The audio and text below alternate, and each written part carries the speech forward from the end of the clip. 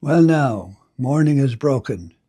It's Monday at Queen of Peace. It's Monday someplace in the world. Um, this is about bits and pieces. Um, when I'm confined to barracks at times because of the weather, I'll start cleaning up my chapel that I have in the parish house where the Blessed Sacrament is reserved.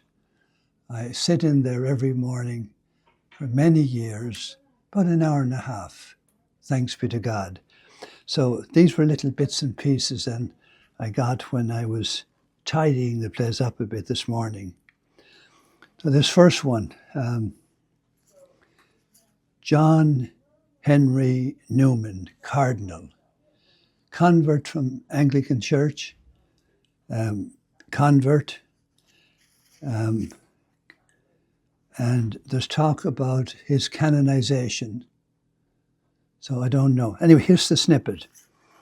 He says, I thank God that I live in a day when the enemy is outside the church and I know where he is and what he is up to.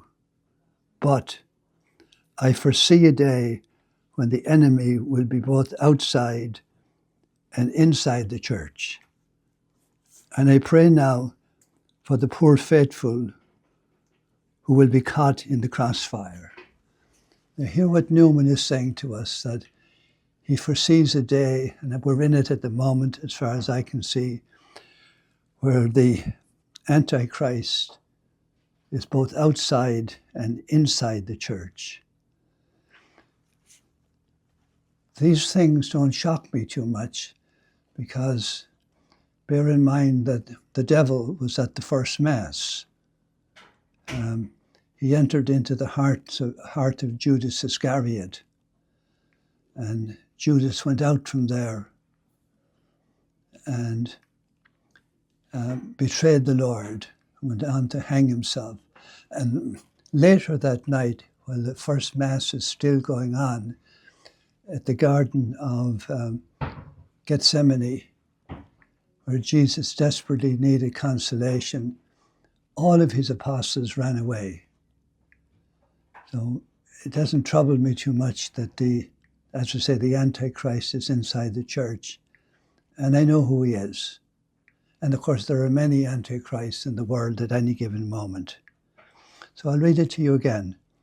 I thank God that I live in a day when the enemy is outside the church, and I know where he is and what he is up to. But I foresee a day that the enemy will be both outside and inside the church. And I pray now for the poor faithful. That's us. I pray now for the poor faithful who will be caught in the crossfire. Okay. Second, bits and pieces. As you know, I joke about having different, girlfriends. Like Therese of Lisieux, in a profound way, shaped my life and brought me to the feet of Christ like nobody else could.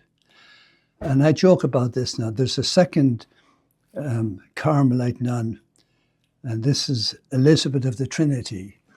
And I joke with people and I say, well, I told Therese, off you go for a while. I have a new girlfriend, Blessed Elizabeth of the Trinity. So what happened? Well, what happened is this. She was given the same word that I was given. And let me read what she was given. She says, I am Elizabeth of the Trinity. That is Elizabeth disappearing, losing herself, letting herself be possessed by the three. My mind jumped on it, letting herself be possessed by the Trinity. And she got the same word that I was given years ago. Jesus, I love you, possess me. And I've spread that around the world insofar as I possibly can. And all kinds of people see it. and it's so short. And it's exorcism prayer in itself. I shared with you last week about the woman who was, she believed, tormented by the devil in her own home. And I admonished her, since she lived a long distance away. I said, confront the devil. Don't run away. Confront the devil. And how am I to do this? Look at him and say, Jesus, I love you, possess me. And what good will that do? All beings in the heavens, the 9 choirs of angels, on the earth, ourselves, and under the earth, must bow the knee at the name of Jesus, and every tongue confess that Jesus Christ is Lord. And then the last one, I don't mind claiming women from the communion of saints as girlfriends. I've never met Mother Teresa of Calcutta, but she's a pure instrument of the Trinity. And this little thing I'm reading to you now, she delivered in Washington, and President and Mrs. Clinton were there at the time, and many from the houses of Congress. And this frail little thing, I imagine if she was 65 pounds, that might be boasting. Anyway, she's so frail. And here it is. She is a patron saint of the pro-life movement. I want all of us to be patron saints of the pro-life movement.